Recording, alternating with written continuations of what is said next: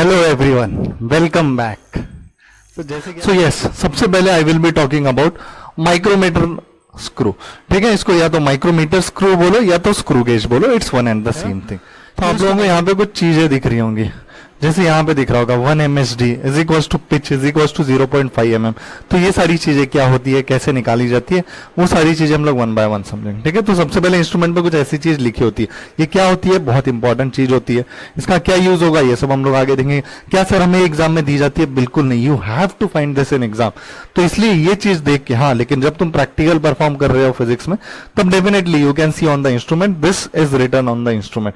ठीक है, मोस्टली ये रिटर्न होता है सो दैट तुम्हें ये पता चल सके कि इस इंस्ट्रूमेंट की स्पेसिफिकेशंस क्या है। ठीक है, so for that it is written on the instrument.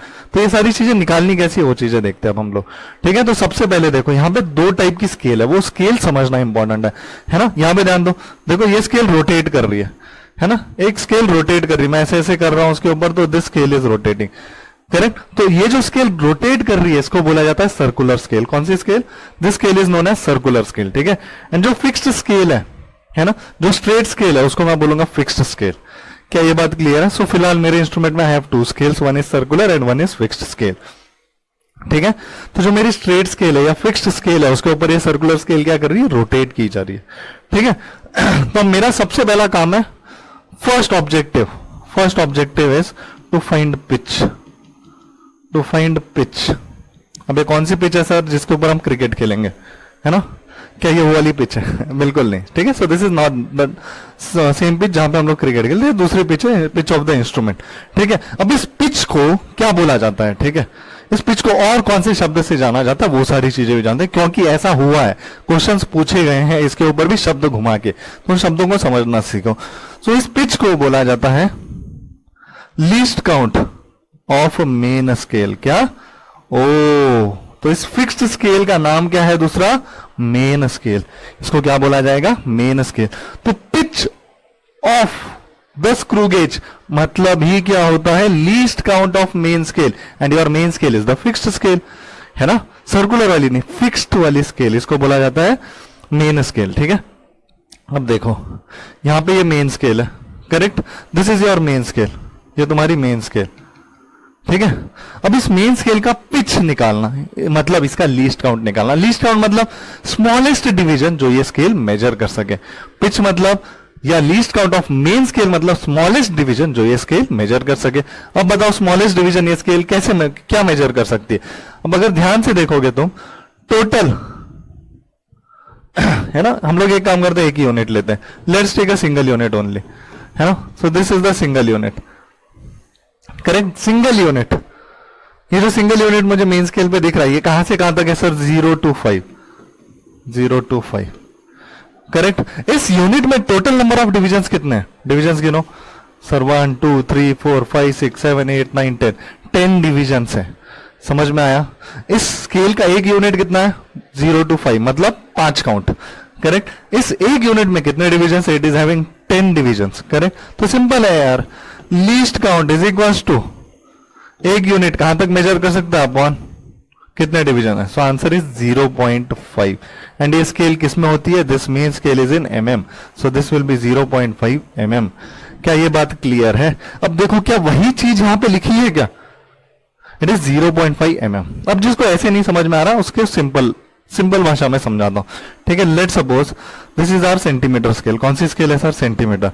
तो ये देखा होगा तुमने 0, फिर होता है 1, फिर 2 3 4 5 6 7 8 9, एंड यहां पे मान लो 1 बराबर।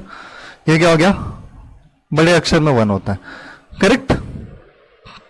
1 मतलब बेसिकली 10 mm मानो, 10 mm मतलब क्या हुआ? 1 सेंटीमीटर, करेक्ट। तो ये हो गया तुम्हारा 0 सेंटीमीटर, ये हो गया 1 mm 2 mm 3 mm 4 mm 5 6 7 8 9 10 mm, 10 mm मतलब 1 सेंटीमीटर। तो स्केल तुम्हारी ऐसी होती है ना, ये 0 ये 1 एंड बीच में ऐसी डंडियां बनी होती है, करेक्ट। तो देखो ये 0 से 1 तक काउंट करती है एक यूनिट, बराबर। तो एक डिवीजन कितने का होगा? एक डिवीजन। अब यहां पे ये वाला पार्ट समझो, 0 to 1, ये हो गया 0 to 1 सेंटीमीटर।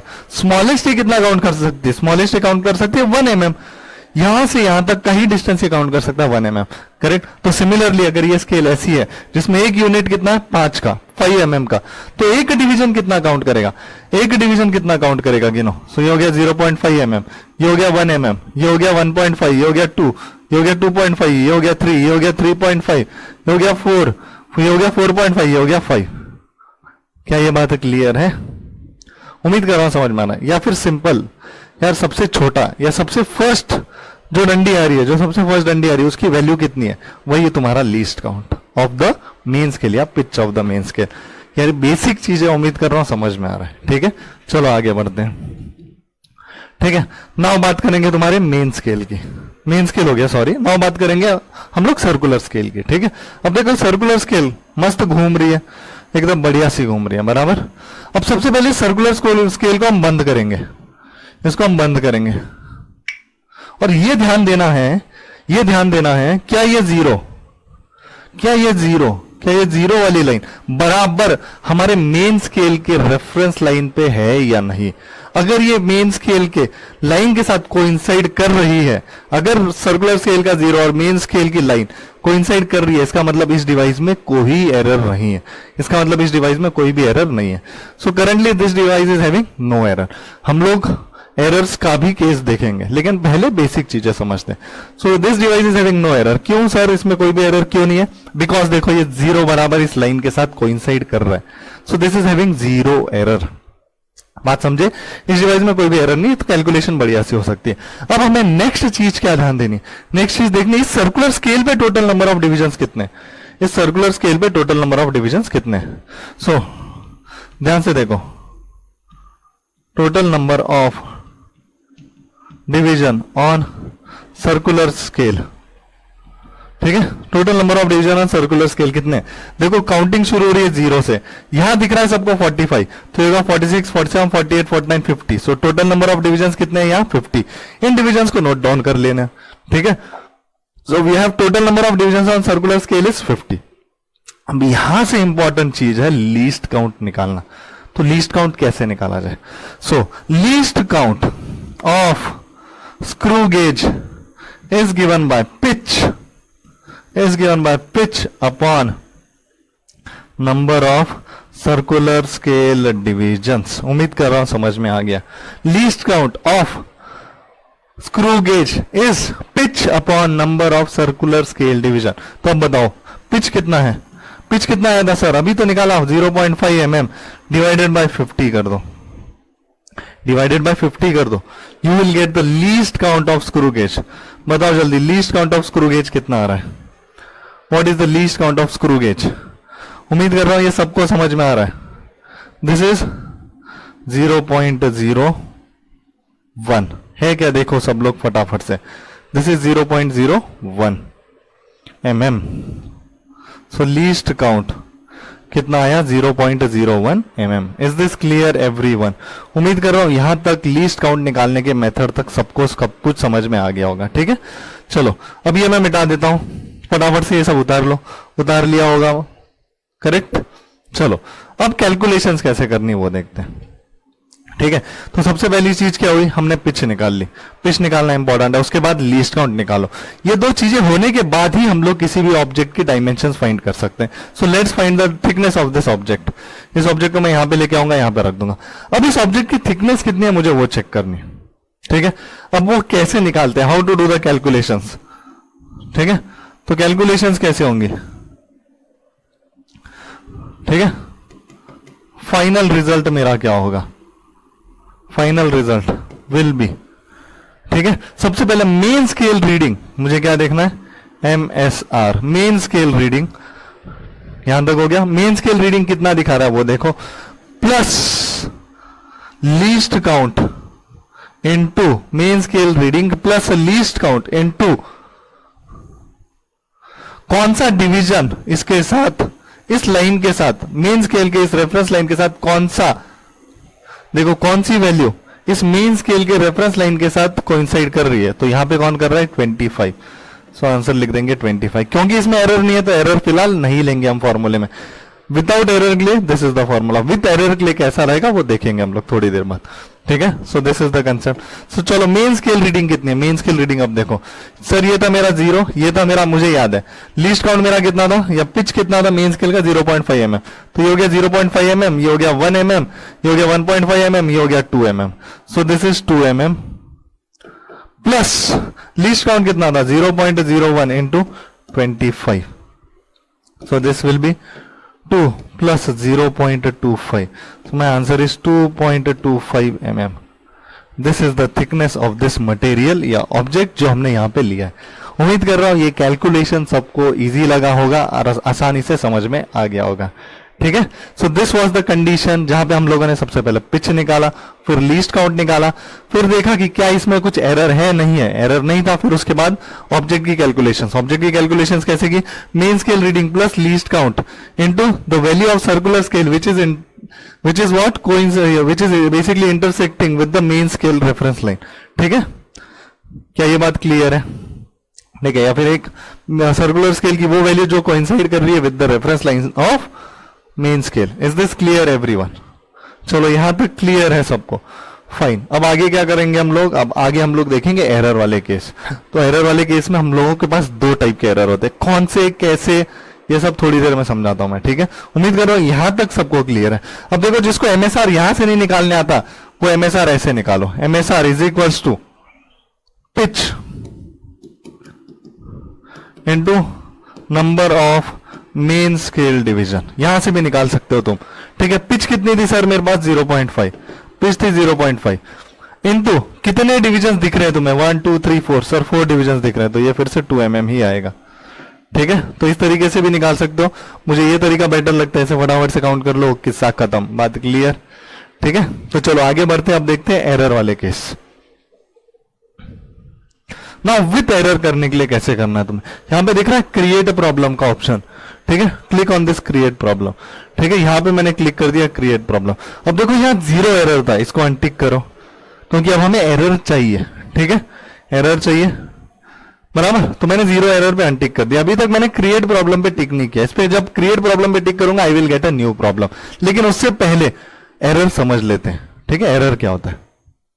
अब देखो मान लो बेटा ये तुम्हारी बढ़िया वाली स्केल है एकदम, है ना, ये तुम्हारी एकदम बढ़िया वाली स्केल है ना, एकदम कंजूस है हम, मार्केट से स्केल खरीदी नहीं, स्केल टूटी हुई है और इस स्केल से अब मैं मेजरमेंट कर रहा हूं। ठीक है, इस स्केल से अब मैं मेजरमेंट कर रहा हूं, तो क्या इससे मिस्टेक्स होंगे नहीं होंगे?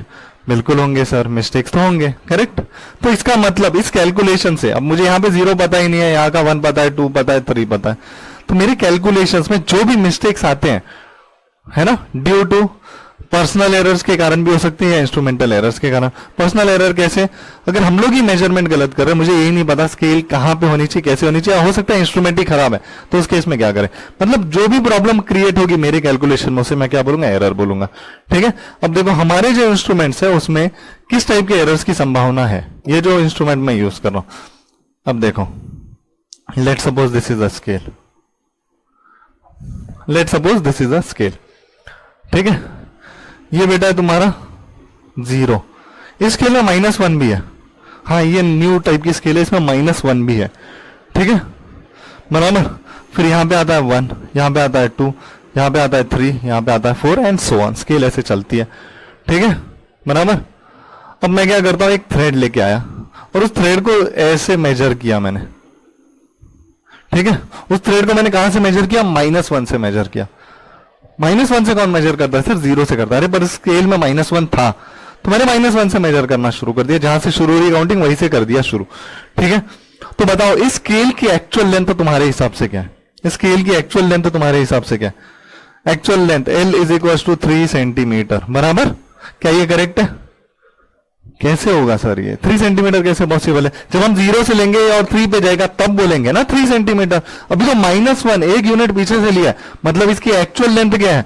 सो एक्चुअल लेंथ क्या है, एक्चुअल लेंथ क्या है, एक्चुअल लेंथ है 4 सेंटीमीटर।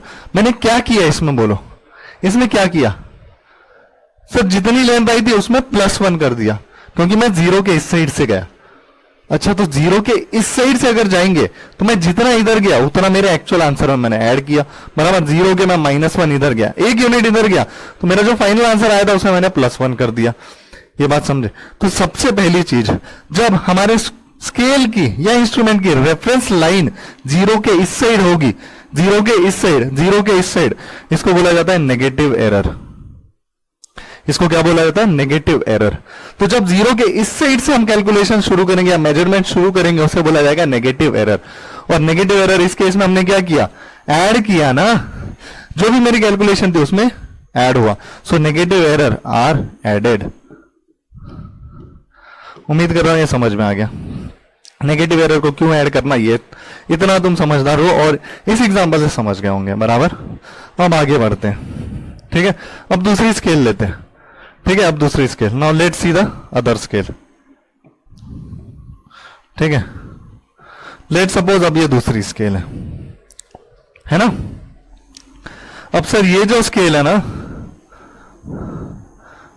ये जो दूसरी स्केल आप ले रहे हो सर, ये हमारी एकदम फेवरेट स्केल है ना। हमारे पास, हम सबके कंपास बॉक्स में लगभग ऐसी स्केल मिलती है। इसका जीरो का आंसर पता नहीं, इसका 1 मुझे पता है, 2 मुझे पता है, 3 मुझे पता है, 4 मुझे पता है, एंड सो ऑन, आगे का मुझे पता है। अब वही धागा मैंने यहां पे लिया, अरे यार स्केल ही मिट गई, चलो कोई बात नहीं, फिर से बनाते हैं।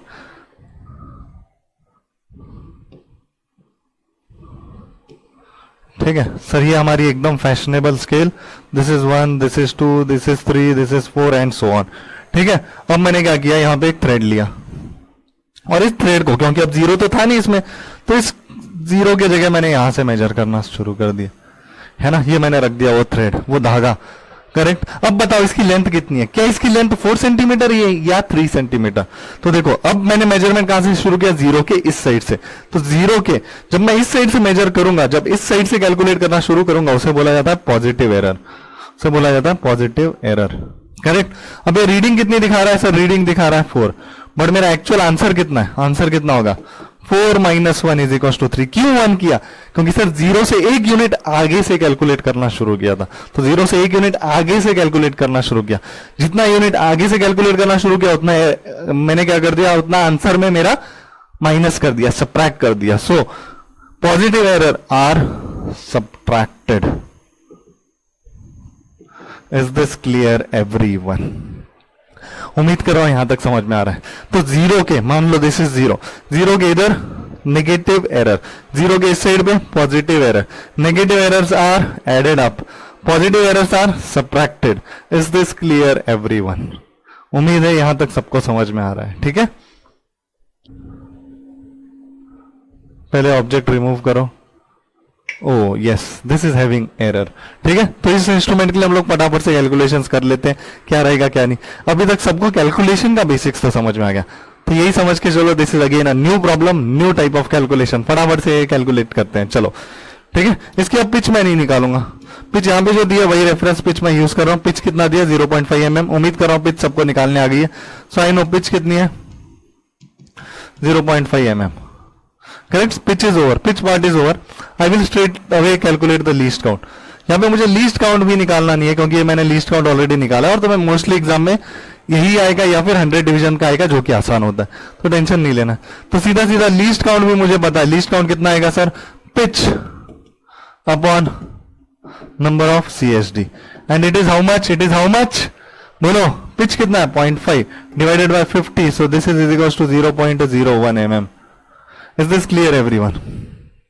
क्या ये क्लियर है सबको? दिस इज 0.01 mm, ये भी आ गया, गुड, ठीक है। Now I have to see whether there is any error और नॉट। इसमें एरर देखो पॉजिटिव है या नेगेटिव, जीरो के किधर लाई कर रही है स्केल, अभी जीरो आ गया, लेकिन अभी इधर का जीरो नहीं आया, इधर का जीरो, मेन स्केल का जीरो आ गया, जीरो के इधर चली गई है स्केल, और भी आगे जा रही है। ओहो, ये देखो, ये जीरो यहां बैठना चाहिए था, है ना। अगर ये जीरो इस जीरो पे बैठता, इसका मतलब क्या था, इसमें कोई भी एरर नहीं। बट अभी ये स्केल इधर जा रही है, तो इसमें कितना एरर है देखो।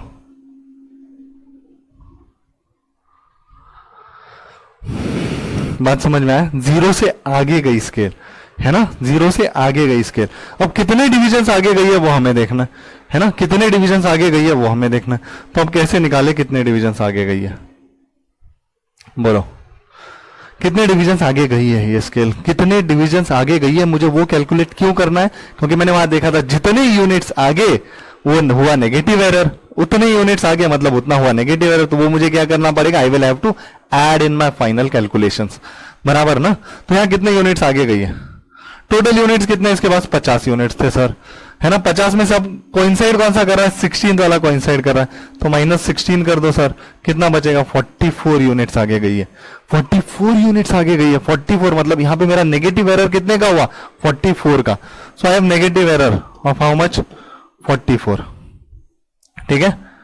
और इस नेगेटिव एरर को फाइनल आंसर में क्या करना है, एड अप करना है। अब देखो आंसर कैसे निकालेंगे। अब I will do what, error याद रखो, यहां ऑब्जेक्ट डाल दो। अब देखो, ठीक है, तो फाइनल आंसर निकालते कुछ ज्यादा चेंज नहीं होगा। मेरा आंसर क्या रहेगा, main scale reading plus least count into circular scale पे कौन सा पॉइंट कोइंसाइड कर रहा है, 45। सर्कुलर स्केल पे कौन सा पॉइंट कोइंसाइड कर रहा है, 45, करेक्ट, 45 को इंसाइडिंग। अब इसमें मुझे क्या करना है, I have to add negative error, तो नेगेटिव एरर ऐड कर दो 44 का, this will be my answer. तो इस वाले रीडिंग में जो कोइंसाइड कर रहा है उसमें या तो ऐड करना है या तो सब्ट्रैक्ट करना है एरर। क्या ये बात क्लियर है, कितना आसान हो गया देखो अभी।